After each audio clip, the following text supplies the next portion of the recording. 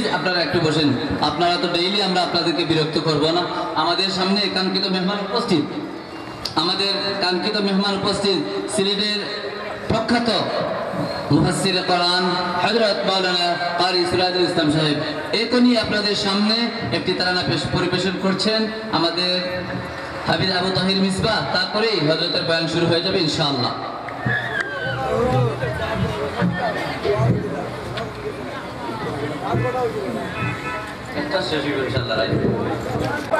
আর পরিচয় রয়েছে কয়টা? একটা। 3 নম্বর পরিচয় দিলেন ওয়া তাহমিলু বাইনাহুমা কাদিরাতুন, ওয়া আল্লাহর গোলাম মাঝখানে 70 বছর জীবন তুমি হইলে একটা ময়লার ট্যাঙ্কি। কিতার ট্যাঙ্কি? ময়লার ট্যাঙ্কি। আমরা পেট আছে না এগুলো ট্যাঙ্কি, এগুলোর ভিতরে গোলাপজল আতর ঢুকাইনি তোমা এগুলো কিতা রাখা ময়লা যত অপবিত্র আছে যারা এর ভিতরে। এখন আজকে রহমানিয়ার ওয়াজ শোনার জন্য আপনি আইসেন বাসার থেকে খুব মনের আবেগ নিয়ে। যে সময় খালি ওয়াজ বইটা বসার সময় দিছে ফেট গুড়া কিতা বুঝাই আর ওয়াজ টানে টানবেন বন্ধে টানে ভাই 2 মিনিট কুয়াকাটায় কইতা কথা ঠিক না। এখন কইব বাইরে ভাই কুয়াকাটা না মাঠে কাটাও যদি হয় তাহলে কাজ হবে না। কারণ আমার 12টা বাজে জোর দিব কুনানো অফিসের যে কাম শেষ করার পরে বাহিরিয়া কইব কিছু শুনিলে আবার যখন মহফিলের খাসা চাইব আবার পরে আরেকটা মিস কল আইব। মোবাইলও নাই মিস কল কুনানো যেমনি মিস কল ই মিস কলের দাম এত বেশি, ব্যালেন্স থাকলেও কল ঘুরাইতে হয়, না থাকলেও কল ঘুরাইতে হয় ঠিক না। বলে বাঘ সামনে বলে বাঘে ভরে ধরবে, ও বাঘ একটু ভরে ধরবে, আগে আমি আমার কাম শেষ করিলে কথা ঠিক না। এই জন্য এইভাবে 5-7 বার যদি বাথরুমে আপডাউন হয়, বাথরুম থেকে ভরে ডাক আইব আব্দুল্লাহ কইরে আয় সকাল বাথরুমে আমার দৌড় হইলে বলে বাবা কি তো হয়েছে বলে সারা দুনিয়ায় ঘুরে ওমা তোমার দেখিয়ে সারা সিলেটের মানুষের ডরাইত, এখন তোমার দেখে দুনিয়ায় ঘুরে না মাথায় ঘুরে। আরে তাড়াতাড়ি টার্মিনাল থেকে ডাক্তার এই স্যালাইন ট্যালাইন সব নর্থ ইস্টে ভর্তি করার উপায় নাই, এখন সারা দুনিয়ায় গেলে। তাহলে বুঝা গেল যত সময় ফেটো ময়লা আছে এত সময় তোমার বাহাদুরি, আর যে সময় পরিষ্কার হয়ে গেছে এখন দুনিয়ায় ঘুরে। যেই মুহূর্তে আল্লাহর ওলি পরিচয় দিয়েছেন ময়লা আরেক অংশ যেটা ছিল এটাও পরিষ্কার হয়ে গেছে। এবার আল্লাহর বান্দার দিলের ঠোঁট যখন ঘুরে গেছে এখন সে তাকে চিনতে আর অসুবিধা হয় নাই। এবার আল্লাহর ওলিরে সম্বোধন করে বলে জাযাকাল্লাহ কে চশমম বাজ কর দি, জাযাকাল্লাহ কে চশমম বাজ কর দি, মরাবা জান জানা हमराज कर दी। ও আল্লাহর ওয়ালি এতদিন আমার চক্ষু অন্ধ ছিল, আমি আমাকে চিনি নাই, সুতরাং আমার মালিক আল্লাহকেও আমি চিনতে পারি নাই। আজকে তোমার কারণে তোমার মাধ্যমে আমার দিলের চোখটা খুলে গেছি আল্লাহ। এখন তো আমি আমাকে চিনতে অসুবিধা হয় নাই, আমার মালিককেও চিনতে অসুবিধা হয় না। এই জন্য দুনিয়াতে আপনি আমি আসলাম আল্লাহর গোলামি করার জন্য। গোলামি করতে হলে মালিককে চিনতে হবে, মালিককে চেনা ছাড়া গোলামি হবে না। এই জন্য মালিককে চেনার একমাত্র মাধ্যম হলো স্কুল কলেজ ভার্সিটির শিক্ষার মাধ্যমে মালিককে চেনা যায় না। স্কুল কলেজ ভার্সিটির শিক্ষার মাধ্যমে ইঞ্জিনিয়ার হওয়া যায়, ডাক্তার হওয়া যায়, ডক্টর হওয়া যায়, রাজনীতিবিদ হওয়া যায়, ব্যবসায়ী হওয়া যায়, পাইলট হওয়া যায়, মাস্টার হওয়া যায়, কিন্তু দুনিয়ার শিক্ষার মাধ্যমে আরশের মালিক আল্লাহকে চেনা যায় না। এই জন্য মালিককে চেনার একমাত্র মাধ্যম হলো, কেবলমাত্র মাধ্যম হলো কোরআন শিক্ষা ছাড়া আল্লাহকে চেনা যায় না। এই জন্য আমার আল্লাহ কোরআনে বলে আর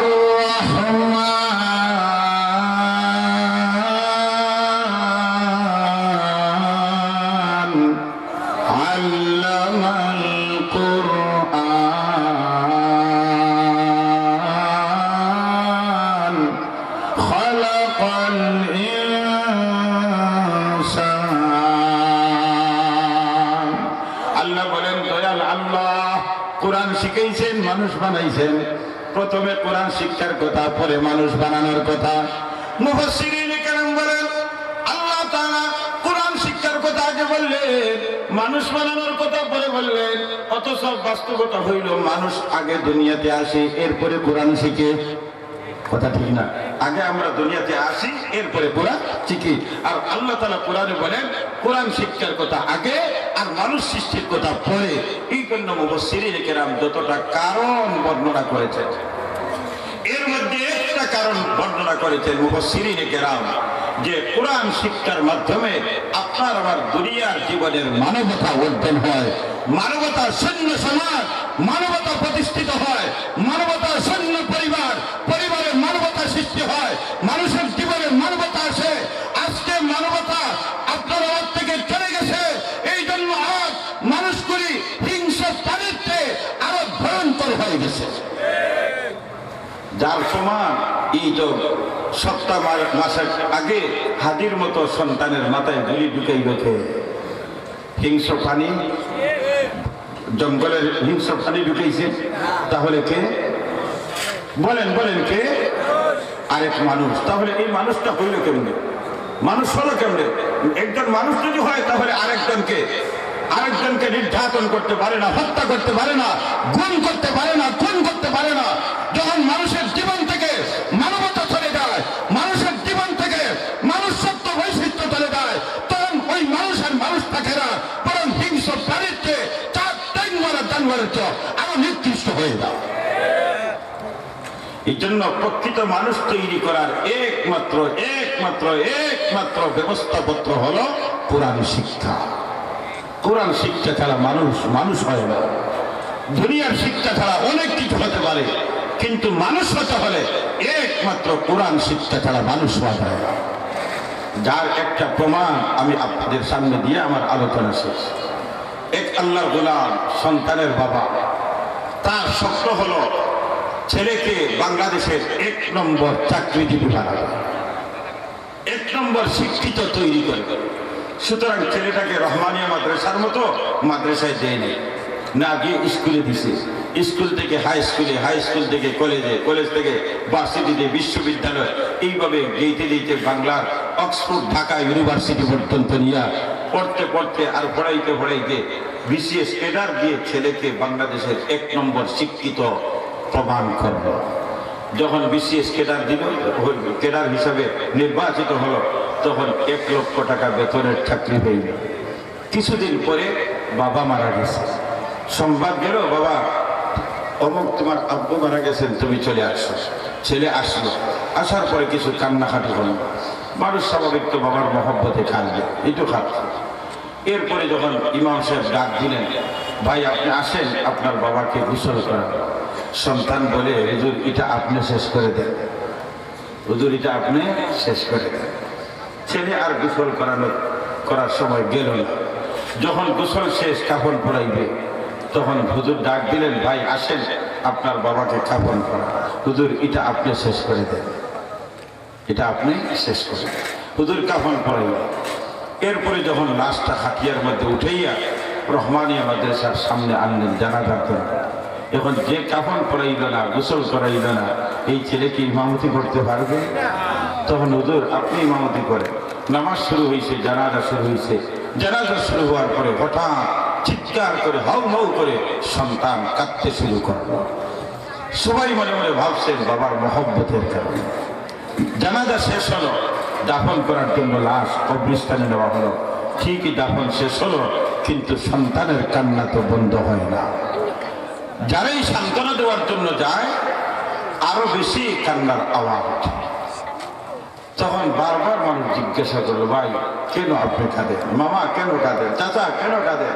যার যে সম্পর্ক, সেই সম্পর্ক দিয়ে সম্বোধন করে জিজ্ঞাসা করে। আপনি সবাই তো মরতে হবে, কাদার দরকার নেই, বাবা গেছেন, দাদাও তো এর আগে গেছেন, আমরাও সবাই যাব। সান্ত্বনার বাণী শোনায়, যত শোনায় তত তার আগুন আরো বাড়ে। একটা পর্যায়ে যখন তার কান্না বন্ধ হওয়ার পরে তখন তার জবান খুলিয়া বলল, আমার আত্মীয়স্বজন, আমার পরিবার পরিজন, আমার বন্ধু বান্ধব, আমি কেন কাঁদলাম? তোমরা মনে করেছো বাবার মহব্বতের বিরহে আমি কাঁদছি না, বাবার মহব্বতে আমি কাঁদি নাই। তাহলে কেন তুমি এত কান্না? বলে আমি কাঁদছি যে আমার বাবার মতো কপাল পুরা বাবা আসমানের নিচে জমিনের উপরে কোনো বাবা হতে পারে না, আর আমার মতো কপাল পোড়া সন্তান জমিনের উপরে আসমানের নিচে কোনো সন্তান হতে পারে না। সমস্যা কোথায়? সমস্যা কি? বলে সমস্যা হইল আমার বাবার স্বপ্ন দেখছেন লক্ষ টাকা বেতনের চাকরি আমি করব। এই স্বপ্ন নিয়েই আমার বাবা রহমানিয়া মাদ্রাসার মতো মাদ্রাসায় দেয় নাই।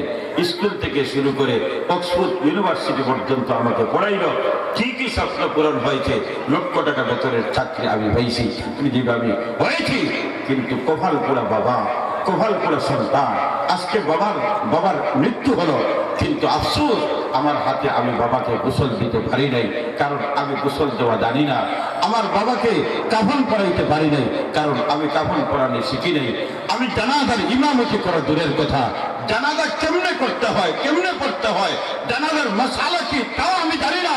তাহলে এর চেয়ে কপাল পোড়া সন্তান আসমানের নিচে জমিনের উপরে কোন সন্তান হতে পারে না।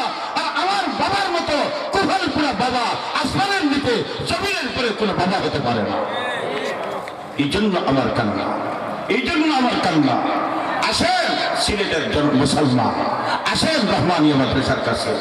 আপনার ছেলেকে হাফিজ কোরআন বানাই দিবে, আপনার ছেলেকে জানাজার ইমাম বানাই দিবে, আপনার ছেলেকে ঈদগার ইমাম বানাই দিবে, আপনার ছেলেকে জুমার ইমাম বানাই দিবে, আপনার ছেলেকে দিনের দায়ী বানাই দিবে। এ সিলেটের মুসলমান, আমরা আপনাদেরকে বাধ্য করব না যে আপনার সন্তানকে মুহাদ্দিস বানান, আমরা বাধ্য করব না আপনার সন্তানকে মুফাসসিরে কোরআন বানান, আমরা বাধ্য করব না আপনার সন্তানকে হাফিজ কোরআন বানান, আমরা বাধ্য করব না আপনার ছেলেকে বড় বক্তা বানান, আমরা বাধ্য করব আপনাদের দুইটা পা সামনে দেন, দুইটা হাত থেকে বাধ্য করব আপনার সন্তানকে মুসলমানের বাচ্চা বানান, অন্ততপক্ষে মুসলমানের বাচ্চা বানান। আফসোস আপনাদের ক্ষেত্রে, আফসোস এই জাতির জন্য যে সন্তানগুলি লক্ষ লক্ষ টাকা খরচ করে সন্তানকে পড়ায়, স্কুল কলেজ ভার্সিটিতে পড়াইয়া সন্তানের তাদের ইমামতি করতে পারে, সক্রাতের সময় শুনে ইয়াসিন তিলাওয়াত করতে পারে না। কিসের শিক্ষা? ঘোড়ার ডিম, ঘোড়ার ডিম, ঘোড়ার ডিম ছাড়া আর কিছু হতে পারে না। আপনার সক্রাতের সময় যদি সন্তান আপনার কাছে শুনে ইয়াসিন করতে পারলো না, জানাজার ইমামতি করতে পারলো না, আপনাকে দাফন করে যদি আপনার মাসালা মতো দাফন করতে পারে না, আপনাকে কাফন করাইতে পারে না, তাহলে এর মতো কপাল পোড়া বাবা আর কেউ হতে পারে না।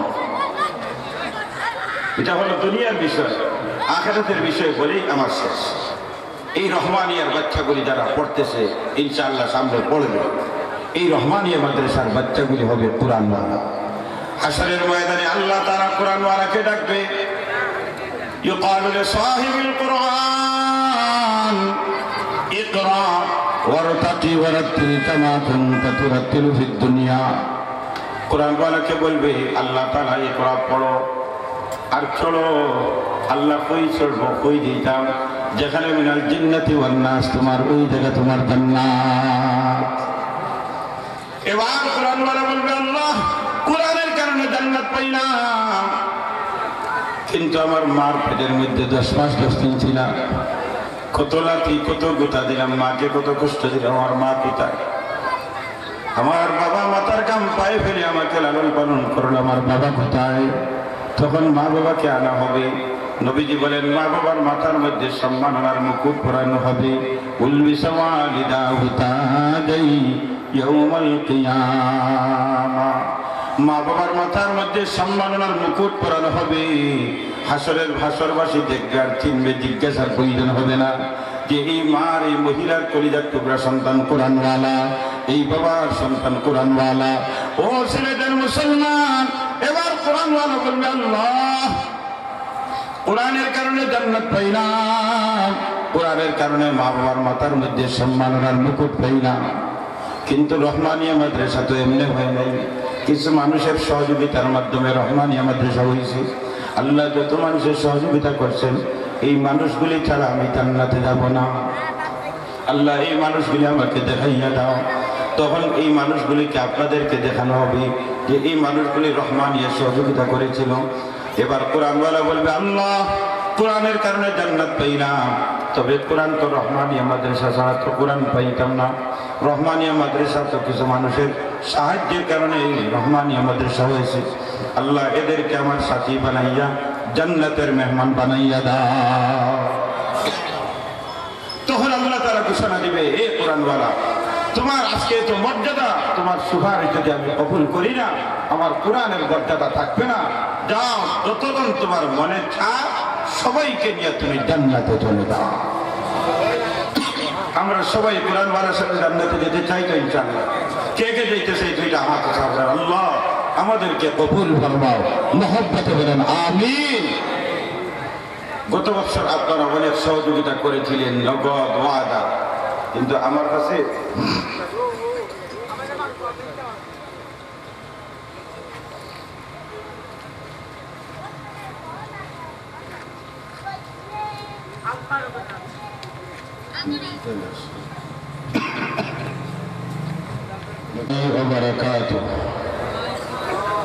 না, সালামের জবাব তো হয় না। আমি আবার সালাম দেব, সালাম যেমন জবাব তেমন। পারবেন তো ইনশাআল্লাহ? আসসালামু আলাইকুম ওয়া রাহমাতুল্লাহি ওয়া বারাকাতুহু। আলহামদুলিল্লাহ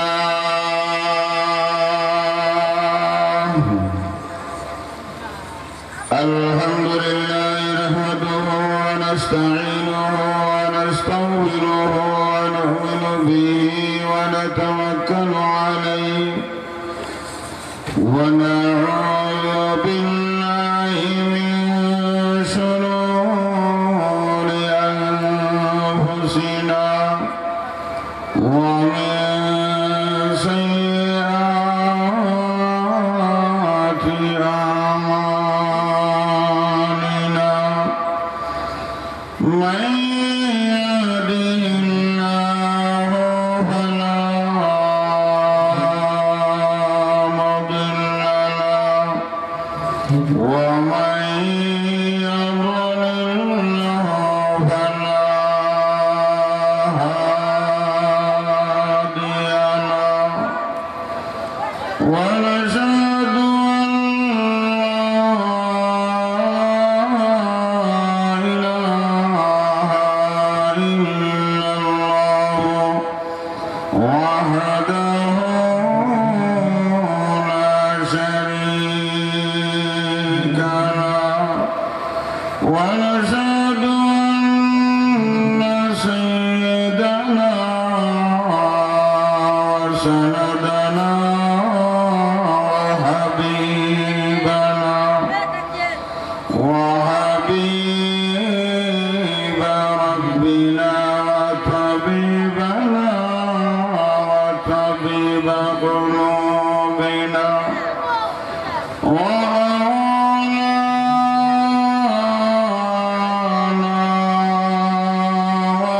ومولانا محمدا عبده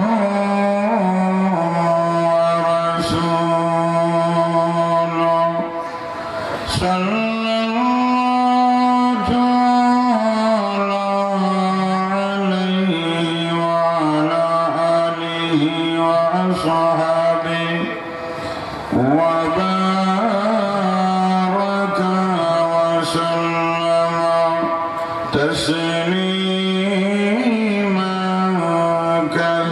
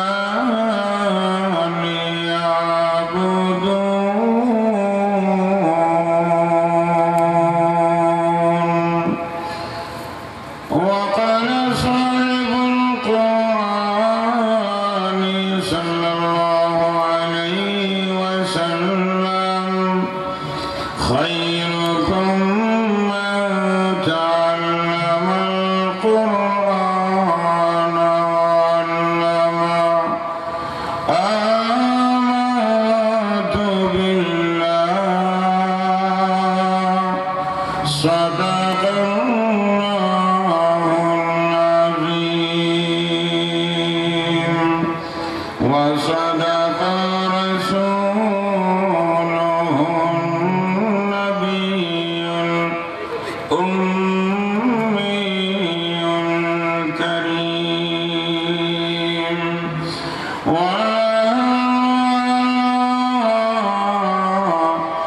ذلك لمن الشاهدين والشاكرين والحمد لله رب العالمين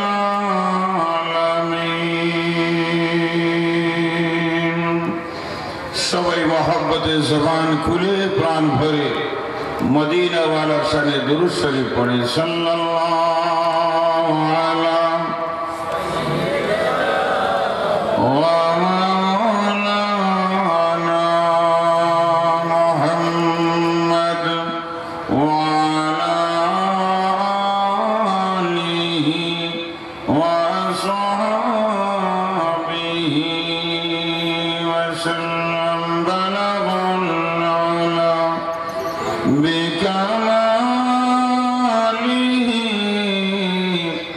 كشف الدجى بجماله حسنت جميع خصاله صلوا عليه وآله إلهي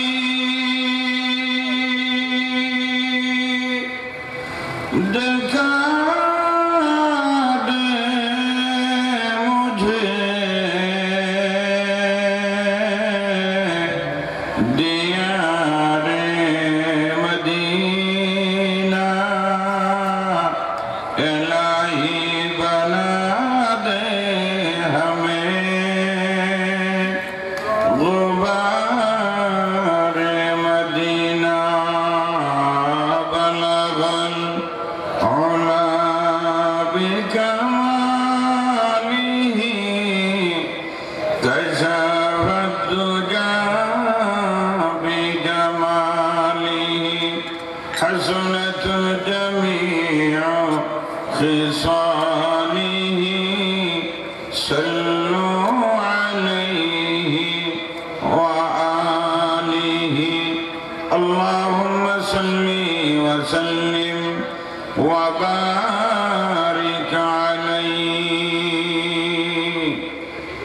حضرت শাহ জালাল রহমতুল্লাহ আলাইহি সহ 360 আউলিয়া স্মৃতি বিজড়িত বাংলাদেশের আধ্যাত্মিক রাজধানী সিলেট শহরের ঐতিহ্যবাহী এলাকা ঐতিহ্যবাহী সিলেট শহরের প্রাণ কেন্দ্র টার্মিনালে অবস্থিত নব প্রতিষ্ঠিত দিনী মার্কাজ কোরআনের বাগান খলিফায়ে ফেদা মিল্লাত হযরত শেখ চাক্তা রহমতুল্লাহ আলাইহি পরামর্শে প্রতিষ্ঠিত বাস টার্মিনাল রহমানিয়া মাদ্রাসা সিলেট কর্তৃক আয়োজিত আজকের দ্বিতীয় বার্ষিক ওয়াজ মাহফিলের অধ্যকার অধিবেশনের জনাব সদরে ইজলাস উপস্থিত হযরত উলামায়ে কেরাম মুআজ্জাজ মুরব্বিয়ানে আযম বিশেষ করে আমার শাহজালালের সৈনিক প্রাণপ্রিয় যুবক ভাইরা পর্দার অন্তরালে বাসাবাড়িতে অবস্থানরত শ্রদ্ধেয় মা বোনেরা সর্বপ্রথম মহান রব্বুল আলামিনের লাখ কোটি শুকর আদায় করি যে মালিক আমাকে আপনাকে অত্যন্ত মহব্বত করে ভালোবেসে হাজার হাজার লক্ষ লক্ষ মানুষ থেকে বাছাই করে কোরআনের দাওয়াতে দ্বীনি দরসের আহ্বানে নুরানি কোরআনি জান্নাতি বাগানে আসার বসার তৌফিক দান করেছেন জবান খুলে প্রাণ ভরে কালিমাতুশ শুকর আদায় করি আলহামদুলিল্লাহ। এবার দুইটা হাত উঁচু করে বলেন আলহামদুলিল্লাহ। আরেকটু আমাদের বলি আল্লাহু আকবার, মহব্বতে বলি আল্লাহু আকবার। আলহামদুলিল্লাহ। বন্ধুগণ, আমি আপনাদের খিদমতে মহাগ্রন্থ আল কোরআন থেকে একখানা আয়াত তিলাওয়াত করেছি। নবীজির লক্ষাধিক হাদিসের ভান্ডার থেকে একখানা হাদিস তিলাওয়াত করেছি। তিলাওয়াতকৃত আয়াত এবং নবীজির বাণী সামনে রেখে আমার আপনার দুনিয়াতে আগমনের উদ্দেশ্য কি? কি কারণে আল্লাহ দুনিয়াতে আপনাকে আমাকে প্রেরণ করলেন? মানব জীবনের, মানব সৃষ্টির উদ্দেশ্য কি? এই বিষয়ে কয়েক মিনিট কথা বলবো ইনশাআল্লাহ। বন্ধুগণ, এই পৃথিবীতে আমরা এক সময় ছিলাম না, আরেক সময় আমরা থাকবো না। কোনো সন্দেহ আছে? জবান খুলে জবাব দিবেন। কোনো সন্দেহ আছে? ছিলাম না, থাকবো না। এই মধ্যমানে কয়েকদিনের জন্য আল্লাহ আমাকে আপনাকে এই দুনিয়াতে কেন পাঠাইলেন? কারণ উদ্দেশ্য ছাড়া যদি কেউ কোনো কাজ করে সমাজের মানুষ তাকে পাগল বলে। উদ্দেশ্য ছাড়া যদি কেউ হাঁটে মানুষ তাকে পাগল বলে। উদ্দেশ্য ছাড়া যদি কোনো কাজ কেউ করে সমাজের মানুষ তাকে পাগল বলে। তাহলে আমাকে আপনাকে দুনিয়াতে পাঠাইছেন আমার আল্লাহ এমনি পাঠাইছেন না কোনো উদ্দেশ্য নিয়া? বলেন বলেন, জবান খুলে বলেন, উদ্দেশ্য নিয়া। উদ্দেশ্যটা কি? আমাকে খাওয়ার জন্য পাঠাইছেন, না ব্যবসার জন্য পাঠাইছেন, না ঘুমানোর জন্য পাঠাইছেন, না রাজনীতি করার জন্য পাঠাইছেন? কোরআনকে জিজ্ঞাসা করেন, কোরআন তুমি বলো আমাকে দুনিয়াতে কেন আল্লাহ পাঠাইলেন? কোরআন বলে আসো আমার কাছে, আমি বলবো তোমাকে কেন আল্লাহ পাঠাইছে। কোরআনে আল্লাহ বলেন, ওয়ামা খালাকতুল জিন্না ওয়াল ইনসা ইল্লা লিয়াবুদুন।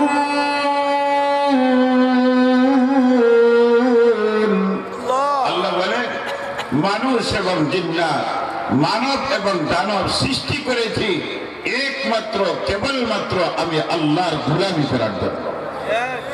তাহলে জানলাম আমাদেরকে আল্লাহ বানাইছেন কেন?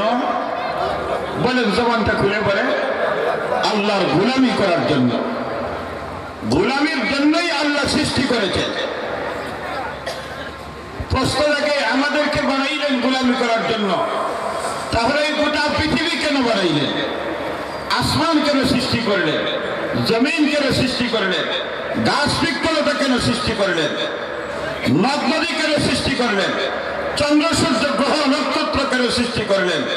নবীজি বলেন আমার উম্মতরে গোটা পৃথিবী বানাইছেন তোমার জন্য, আর তোমাকে বানাইছেন আল্লাহর জন্য। সুবহানাল্লাহ বাসায় গিয়ে বলেন। না না, বেশি বড় হয়ে গেছে, আরো আসতে বলেন সুবহানাল্লাহ। আমার বড় করে সুবহানাল্লাহ বলবে, তাহলে একটু মহব্বতে বলেন সুবহানাল্লাহ। হাবিবে কিবরিয়া বলেন আদ-দুনিয়া খুলিকাত লাকুম ওয়া আনতুম খুলিকতুম লিল আখিরাহ। হাবিবে কিবরিয়া বলেন আমার উম্মত, এই সাদরের সৈনিক আমার উম্মত, আল্লাহ তাআলা গোটা পৃথিবী বানাইছেন তোমার গোলামি করার জন্য। আসমান বানাইছেন তোমার গোলামি করার জন্য, জমিন বানাইছেন তোমার গোলামি করার জন্য, চন্দ্র সূর্য বানাইছেন তোমার গোলামি করার জন্য, পাহাড় পর্বত বানাইছেন গোলামি করার জন্য, নদ নদী বানাইছেন গোলামি করার জন্য। আর তোমাকে কেন বানাইলেন? নবীজি বলেন ওয়া আনতুম খুলিকতুম লিল আখিরাহ। আমার উম্মত রে, তোমাদেরকে আল্লাহ সৃষ্টি করেছেন আরশের মালিক আল্লাহর জন্য। তাহলে আসমান জমিন সব কিছু আমার গোলামি করবে, আর আমি কার গোলামি করব? বলেন, জবান খুলে বলেন, আমরা কার গোলামি করব? আরে দুইটা হাত উঁচু করে বলেন, আমরা কার গোলামি করব? একমাত্র আল্লাহর গোলামি করব। কোন মাজারের, কোন ওলির গোলামি করব না, কোন পীরের গোলামি করব না, কোন বন্দের গোলামি করব না। আমরা গোলামি করব একমাত্র আল্লাহ। ও ভাই, আজকে কত মানুষ কত মাজারে যায়, গিয়েছে এটা করে, বাবা তুমি আমাকে সন্তান দাও। বলেন সন্তান দেওয়ার মালিককে? আর উপরে বলেন দেওয়ার মালিককে? হায়াত দেওয়ার মালিককে? জীবন দেওয়ার মালিককে? ইজ্জত সম্মান দেওয়ার মালিককে? একমাত্র আরশের মালিক আল্লাহ। তাহলে গোটা পৃথিবী বানাইলেন আমার জন্য, আর আমাকে বানাইলেন কার জন্য? মহব্বতে বলেন কার জন্য? আল্লাহর জন্য। এই কথা শোনার পরে একজন আল্লাহর গোলাম চিন্তা করলো যে শব্দ বানাইলেন আমার জন্য, তাহলে মানুষের ময়লার মধ্যে পায়খানার মধ্যে যে কিলা তৈরি হয়, এই কিলাটা কিসের জন্য বানাইলেন? বুঝলাম আসমান আমার জন্য, বুঝলাম জমিন আমার জন্য, বুঝলাম গাছবৃক্ষ লতা আমার জন্য, নদ-নদী আমার জন্য, পানি আমার জন্য, সূর্য গ্রহ নক্ষত্র আমার জন্য। মানুষের ময়লার মধ্যে কিলা যেটা সৃষ্টি হয়, এটা কার জন্য বানাইলেন? এটা তো আমাদের কোনো প্রয়োজন আসে না, আমাদের কোনো দরকারে আসে না।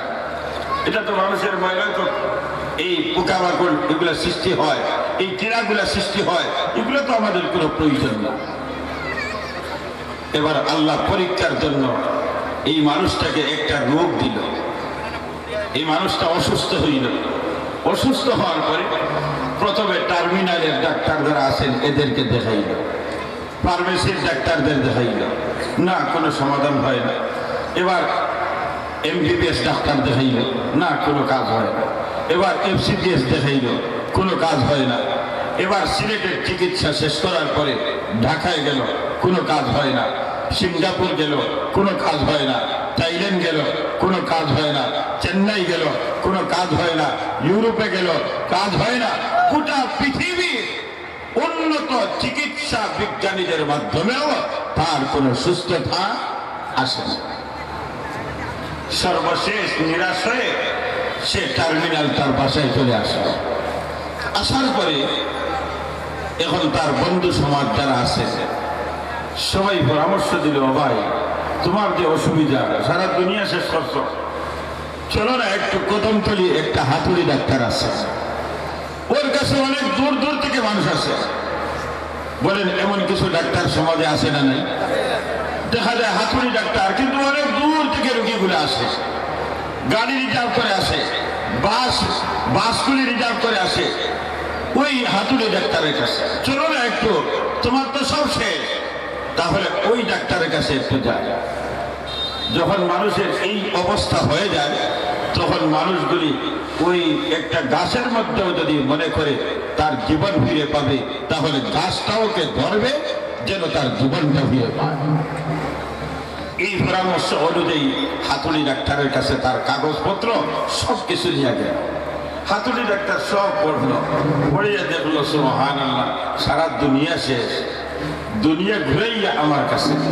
ভাইরে ভাই, আমার কাছে তো এই যে এত বিশাল বিশাল ডাক্তারের চিকিৎসার পরে আমার হাতে তো কোনো এমন কোনো শক্তি নাই যে আমি কোনো মেডিসিন দিব, চিকিৎসা করব। তবে তুমি যখন একটা আশা নিয়ে আসছো, আমি এক সপ্তাহে একটা ডোজ দিব, এই ডোজটা তুমি ব্যবহার করবা। একটা ডোজ দিল, দিয়া বলল তুমি একদিন, 2 দিন, 3 দিন, 4 দিন, এইভাবে এক সপ্তাহ পরে যদি বুঝো তোমার মধ্যে কোনো উন্নতি হয়েছে, তাহলে তুমি আবার ঘুরে আসবে। এই মানুষটা ডোজটা যখন ব্যবহার করেছে, ব্যবহার করার 24 ঘন্টার মাথায় একটু পরিবর্তন অনুভব করো। যেটা সুবহানাল্লাহ বাড়িতে হইব, প্রতি 24 ঘন্টার মধ্যে একটা পরিবর্তন আসতে শুরু করলো। না 3 দিন 4 দিনের মাথায় তার আনন্দে সে আর বসতে পারে না। তার কৌতূহল জাগলো যে এই হাতুড়ি ডাক্তার কোন মেডিসিনটা দিল। গোটা দুনিয়ার ডাক্তার যেখানে হয়ে ওই হাতুড়ি ডাক্তারের একটা ডোজে আমার জীবন ফিরে পাওয়ার আলো জ্বলতে শুরু করলো। এখন কি করবে? সে গেল জানার জন্য যে এই মেডিসিনটা কোন কোম্পানি, এই কোম্পানি আছে না নাই, মরছে না জিন্দা, একটু জানার দরকার। এবার কে জিজ্ঞাসা করলো, ভাই আমি আজকে মেডিসিন নেওয়ার জন্য আসি নাই, আমি তো তোমার ডোজ ব্যবহার করে করে আমি তো 3 দিনে আমার এই পর্যন্ত উন্নত হয়েছে। সুতরাং আমার কৌতূহল জাগলো যে গোটা দুনিয়া চিকিৎসা বিজ্ঞানী যেখানে ভিড়, এখানে তুমি দেখি 24 ঘন্টার মাথায় এক একটা পরিবর্তন। এই মেডিসিনটা কোন কোম্পানি? আচ্ছা বলেন, কোন ডাক্তার কোন ঔষধের রহস্যটা বলে? কারণ জানলে তো তুমি ডাক্তার হয়ে যাবে, সুতরাং এইগুলো বলে না। এই হাতুড়ি ডাক্তার এইগুলো বলবে না, বারবার নিষেধ করেছে না এইগুলো বলবো না, কিন্তু না চুল বন্ধা না বলতে হবে, বলতে হবে। তখন আল্লাহর বান্দায় জবাব দিল, ভাই এটা কোনো কোম্পানির ঔষধ না, আর কোম্পানি মরেও নাই, জিন্দাও হয় নাই। এই মেডিসিনটা হলো মানুষের ময়লার মধ্যে যে কীড়াটা সৃষ্টি হয়, ওই কীড়াটা উঠাইয়া শুকাইয়া এরপরে মেশিনের মাধ্যমে গুঁড়া তৈরি করা হয়, আর এই গুঁড়াটাই হলো তোমার মেডিসিন। মনে আছে? মনে আছে? প্রশ্ন হইল, এই কীড়াটা কেন সৃষ্টি করলেন আল্লাহ? আল্লাহ দেখাইলেন, বান্দারে তোর জন্যই আমি সৃষ্টি করেছি। আদ-দুনিয়া খুলিকাত লাকুম ওয়া আনতুম খুলিকতুম লিল আখিরাহ। এ আমার উম্মত, গোটা পৃথিবী সাজাইছেন তোমার জন্য, আসমান তোমার জন্য, জমিন তোমার জন্য, চন্দ্র সূর্য গ্রহ নক্ষত্র তোমার জন্য, নদী পাহাড় পর্বত সব তোমার জন্য, হিংস্র প্রাণী তোমার জন্য, পানি তোমার জন্য, সব কিছু তোমার জন্য। কিন্তু তোমাকে কেন বানাইলেন? তোমাকে বানাইছেন একমাত্র আল্লাহর গোলামি করার জন্য। দুনিয়াতে আল্লাহর গোলামি করবে, হাসরের ময়দানে তোমার জন্য আল্লাহ জান্নাত তৈরি করে রেখেছেন। হাদিসে কুদসির মধ্যে আরশের মালিক আল্লাহ বলেন, আদাতুল ইবাদিস সালিহিন মা লা আইনুন রাত ওয়ালা উযুনুন সামিআত ওয়ালা খাতারা আলা কলবি বাশার। আপনার আমার নবী বিশ্বনবী রাহমাতুল লিল আলামিন বলেন, আমার উম্মত রে, আরশের মালিক রব্বে কাবা জানাইয়া দিলেন, ও আমার গোলাম বান্দি, গোলাম বান্দির মধ্যে আমার দ্বারা নেককার হবে, আমার গোলামি করবে। যে কারণে আমি তোমাকে বানাইলাম, আমি তোমাকে গোলামি করার জন্য বানাইলাম রে। আমি এত সম্মান করে মর্যাদা করে তোমাকে বানাইলাম, দুনিয়ার সব কিছু বানাইলাম খুনের মাধ্যমে। আমি আল্লাহ তোমাকে খুনের মাধ্যমে না বানাইয়া আমি আমার কুদরতি হাতের মাধ্যমে বানাইলাম। আমার গোলাম রে, এত সুন্দর করে এত মায়া করে তোমাকে বানাইলাম, দুনিয়াতে দেওয়ার পরে তুমি গোলামি করবা, দুনিয়াতে গোলামি করবা। আমি আল্লাহ তোমার জন্য এমন একটা নিয়ামত তৈরি করে রাখলাম, দুনিয়ার জীবনে চর্মচক্ষু দ্বারা কোনোদিন দেখো নাই, দুনিয়াতে কানের শক্তি শ্রবণ শক্তি জানার দ্বারা কোনো এই বিবরণ শোনা নাই। দুনিয়াতে কল্পনা জল্পনা মনে করেছ, যেগুলো তোমার শক্তির বাহিরে, এত স্বপ্ন তুমি দেখছা, এত কল্পনা জল্পনা তুমি করেছ। কিন্তু আমি আল্লাহ এমন একটা নিয়ামত তৈরি করলাম, কল্পনার জগতেও কোনোদিন কল্পনা করতে পারো নাই। ওই নিয়ামত আমি তৈরি করেছি, এই নিয়ামতের নাম আমার আল্লাহ জানাই দিলেন জান্নাত। দুনিয়াতে গোলামি করবা তোমরা, আর আমি তোমার জন্য জান্নাত তৈরি করে রেখেছি। তাহলে আমাকে আপনাকে আল্লাহ সৃষ্টি করলেন কেন? আমার একটা জবাব দেন, একটা জবাব দেন, কেন সৃষ্টি করলেন? আরে এই যুবক ভাইরা জবান করে জবাব দেন, আমাকে আপনাকে আল্লাহ কেন সৃষ্টি করলেন? আল্লাহর গোলামি করার জন্য। গোলামি করতে হলে তার পূর্ব শর্ত হলো আল্লাহকে চিনতে হবে। আল্লাহকে চিনা ছাড়া আল্লাহর গোলামি চলবে না। মালিককে যত বেশি চিনবে, গোলামি তত বেশি হবে। মালিককে যদি শতভাগ চিনতে পারেন, গোলামি শতভাগ করতে পারবেন। মালিককে যদি 50 ভাগ যদি চিনেন, গোলামি 50 ভাগ হবে। আর মালিককে যদি একেবারে চিনেন না, তাহলে গোলামিও করবে না। তাহলে গোলামি করার পূর্ব শর্ত হলো কাকে চিনতে হবে? বলেন, জবান খুলে বলেন, কাকে? আমার আল্লাহকে চিনতে হবে। আমার আল্লাহকে চিনার জন্য আল্লাহ বলেন, ও আমার গোলাম রে, এ আমার সিলেট টার্মিনালের আমার গোলাম শাহজালালের সৈনিকেরা, আমি আল্লাহকে চিনতে হলে আমি দুনিয়ার সৃষ্টির মধ্যে আমার নিদর্শন দিলাম। এই সৃষ্টি নিয়ে তোমরা চিন্তা করবে, সৃষ্টির দিকে তোমরা তাকাবে, আমি আল্লাহকে খুঁজে পাবে। এবং কি তোর মাথা থেকে পা পর্যন্ত তুই যদি দৃষ্টি দেস, আমি আল্লাহকে খুঁজে পাবে। আল্লাহু আকবার। وفي أنفسكم أفلا تبصرون। আমার গোলাম, তোর মাথা থেকে পা পর্যন্ত একটু তুই দে, তোর মাথা থেকে পা পর্যন্ত দেহের মধ্যে আমি আল্লাহকে পাইবে। গাছের দিকে তাকা আমি আল্লাহকে পাইবে, পাহাড়ের দিকে তাকা আমাকে পাইবে।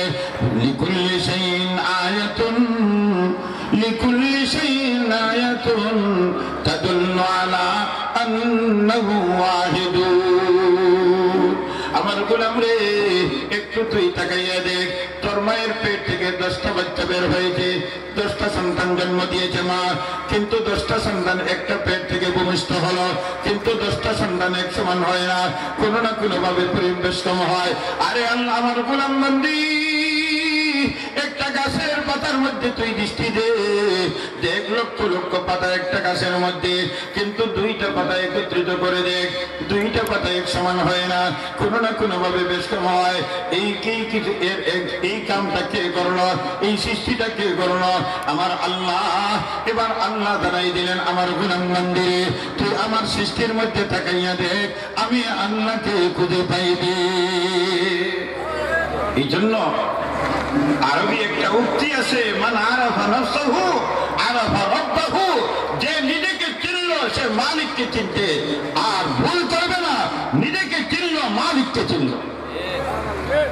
আজকে আমি আমাকে চিনি নাই, আপনি আপনাকে চিনেন নাই, আমরা আমাদেরকে চিনি নাই, আপনারা আপনাদেরকে চিনেন নাই। এই জন্য মালিককে চেনা সম্ভব হয় নাই।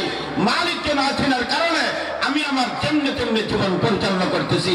মুয়াজ্জিন মসজিদ থেকে আযান দেয়, সবাইকে ডাক দেয়, হাইয়া আলাস সালাহ, আয় আয় নামাজের দিকে আয়, হাইয়া আলাল ফালাহ, সফলতার দিকে আয়। মুয়াজ্জিন ঘোষণা দেয়, আল্লাহু আকবার, আল্লাহ সবচেয়ে বড়। বান্দা বলে, ব্যবসায়ী বলে, ব্যবসা আমার বড়। আরে শ্রমিকরা বলে আমার কাজ বড়, মালিক বলে আমার দোকান বড়, সবকিছু বড়। আর মুয়াজ্জিন ঘোষণা দেয় যে আল্লাহ সবচেয়ে বড়। মসজিদে যায় না, আরে দিনের পর দিন যায়, সপ্তাহের পর সপ্তাহ দেয়, মসজিদ পর্যন্ত দেয় না। কেন? তার নিজেকে চিনে নাই, আর আরশের মালিককে চেনা সম্ভব হয় নাই। এই জন্য একটা ঘটনা বলেন, একটা সুন্দর ঘটনা। আল্লাহু আকবার। আমাদের টার্মিনালের মধ্যে এমন কিছু মানুষ আছে, এমন আমাদের সিলেটে এমন কিছু মানুষ আছে, সব মানুষগুলি মানুষটাকে ভয় পায়। এমন সমাজে মানুষ আছে না? নাই? কেন ভয় পায়? সম্মানে, মহব্বতে, না বাবারে কোন দিকে ঢুকাইবে, কোন মামলায় ঢুকাইবে, আর ঢুকাইয়া লাল করে ঢুকাইবে। বাবারে তারে দূর থেকে সালাম দিয়ে দে, মুরব্বীরাও সালাম দে, যুবকরাও সালাম দে, ইমামও সালাম দে, মুয়াজ্জিনও সালাম দে, সর্বস্তরের মানুষ দূর থেকে সালাম দে। বাবা তুই শান্তিতা, তুই শান্তিতা, তোর অনিষ্টতা থেকে আমাকে তুই দূরে রাখ, আমাকে হেফাজত কর। এইরকম সবাই সম্মান করে। একদিন এক আল্লাহওয়ালা ব্যক্তি, আহলুল্লাহ, আল্লাহ ওয়ালি, যাদের দিলের চোখ খোলা, যাদের দিলের চোখ খোলা, এরা দিলের পিছনে মেহনত করতে করতে করতে করতে করতে করতে তারা দিল একটা নূরের টুকরা বানিয়ে ফেলছে। দিল কিভাবে পরিষ্কার হয়? দিল পরিষ্কার হয় জিকিরের মাধ্যমে। সুবহানাল্লাহ। কিসের মাধ্যমে? জিকিরের মাধ্যমে। লা ইলাহা ইল্লাল্লাহ, জোরে বলেন, লা ইলাহা ইল্লাল্লাহ, লা ইলাহা ইল্লাল্লাহ, লা ইলাহা ইল্লাল্লাহ। জিকির করতে করতে দিলের ময়লা পরিষ্কার হয়ে এবার দিলের চোখটা